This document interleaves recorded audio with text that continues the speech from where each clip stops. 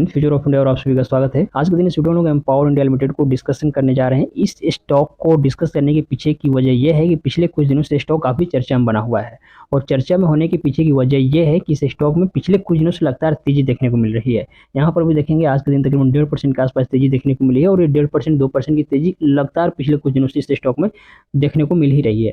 तो इस तेजी के पीछे की वजह क्या है, क्या तेजी टिकाऊ है कि नहीं, और लॉन्ग टर्म में इन्वेस्टमेंट करने के लिहाज से एम्पावर इंडिया लिमिटेड जो कंपनी है ये कैसी है, इसको इस वीडियो में कंप्लीट एनालिसिस करेंगे। फंडामेंटल भी, टेक्निकल भी और भी तमाम पहलुओं को इसमें टच करेंगे।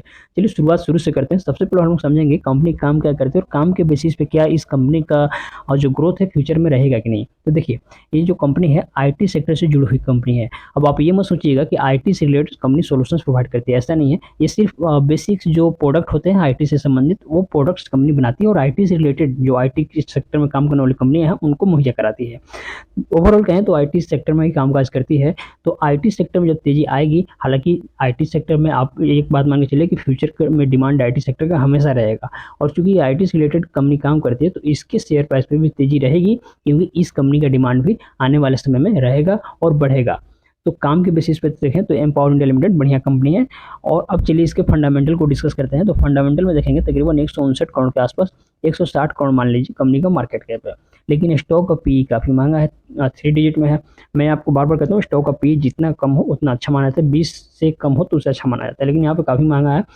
और शेयर प्राइस देखेंगे तो शेयर प्राइस के देखने के हिसाब से आपको सस्ता लग सकता है, लेकिन वैल्यूएशन वाइज ये जो 1 रुपये का शेयर प्राइस है ना, एक रुपये 37 पैसे का, ये भी काफ़ी महंगा है। चलिए, बुक वैल्यू से कंपनी का शेयर प्राइस कम, ये थोड़ी सी निराशाजनक बात हो सकती है, लेकिन यहाँ पे देखेंगे तो रिटर्न ऑन इक्विटी और आरओसी ये दोनों माइनस में नहीं है, पॉजिटिव में, ये एक बढ़िया बात है। तो अभी तक हम लोगों ने काम और कंपनी के फंडामेंटल को समझा, जिसमें दोनों में कंपनी बढ़िया परफॉर्मेंस करते हुए नजर आ रही है। अब हम लोग कंपनी के टेक्निकल एनालिसिस को समझते हैं, जहां पर हमने 3 साल का कंपनी का चार्ट ओपन किया हुआ है। 3 साल के चार्ट पर देखेंगे तो इस साल फरवरी 2023 के बाद से कंपनी में थोड़ा बहुत मोमेंट होना शुरू हुआ और फरवरी 2023 के बाद से इस कंसोलिडेशन स्टॉक का ब्रेकआउट हुआ, ऊपर निकला और उसके बाद देखेंगे तो तकरीबन अगस्त आते आते एक लंबा ब्रेकआउट इस स्टॉक में देखने को मिला, जहाँ से 40 पैसा से स्टॉक का प्राइस सीधे 1 रुपये 20 पैसा तक आपको जाते हुए दिखा।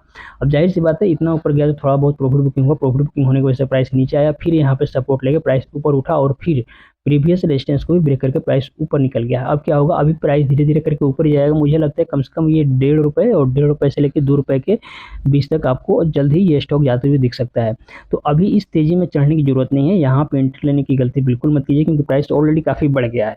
जिनके पास पहले से स्टॉक है, जो लोग इस रिट्रेसमेंट पर यहाँ पे उठाए हुए हैं वो बेशक होल्ड कर सकते हैं। जो लोग यहाँ पे उठाए हुए हैं पहले से इनका इन्वेस्टमेंट है, उनके लिए तो कुछ सोचना ही नहीं है, वो बेशक प्रॉफिट बुक करते चले, लेकिन अभी नया इसमें एंट्री करने की, एवरेजिंग करने की गलती मत कीजिए, क्योंकि फिर आप इसमें ट्रैप हो सकते हैं।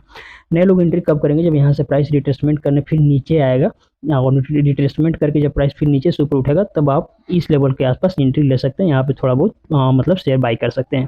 तो देखिए, एम्पावर इंडिया लिमिटेड में कहाँ पे नए लोगों को एंट्री लेना है और पुराने लोगों को क्या करना है, ये बात भी मैंने आपको बता दी। और चार्ट अभी काफ़ी मजबूत स्थिति में है। इसके पीछे वजह है कंपनी का फंडामेंटल में जो कंपनी के क्वार्टर रिजल्ट आ रहे हैं वो काफ़ी बेहतर आ रहे हैं, जिस वजह से इसमें ग्रोथ देखने को मिल रहा है। और काम को बदौलत, जैसे मैंने बताया कि इसकी बदौलत भी कंपनी के शेयर प्राइस में हमेशा तेजी बनी रहेगी। तो चलिए अभी थोड़ा सा हम लोग क्वार्टरली रिजल्ट को डिस्कस कर लेते हैं। तो क्वार्टरली रिजल्ट में सबसे पहले हम बात करें कंपनी के सेल्स की, तो आप देखेंगे सेल्स पिछले कुछ क्वार्टर में यदि कंटिन्यूस बेसिस पर देखें तो लगातार बढ़ रहा है, कंपनी का सेल्स बढ़ते जा रहा है। और सेल्स बढ़ने की वजह से यानी कि कंपनी के पास पैसा आ रहा है, तो जो कंपनी का ऑपरेटिंग प्रॉफिट है, मेन बिजनेस जो कंपनी का आईटी से संबंधित प्रोडक्ट्स को बनाना, उसको रिलेटेड कंपनी को सप्लाई करना, तो इस वजह से कंपनी का जो ऑपरेटिंग प्रॉफिट है वो अभी आपको बढ़ते हुए दिख रहा है। जाहिर सी बात है, जब ऑपरेटिंग प्रॉफिट बढ़ेगा तो जो कंपनी का नेट प्रॉफिट होता है, नेट प्रॉफिट वो होता है जो टैक्स वैक्स देने के बाद कंपनियों के पास बचता है, वह भी आपको लगातार बढ़ते हुए दिखेगा।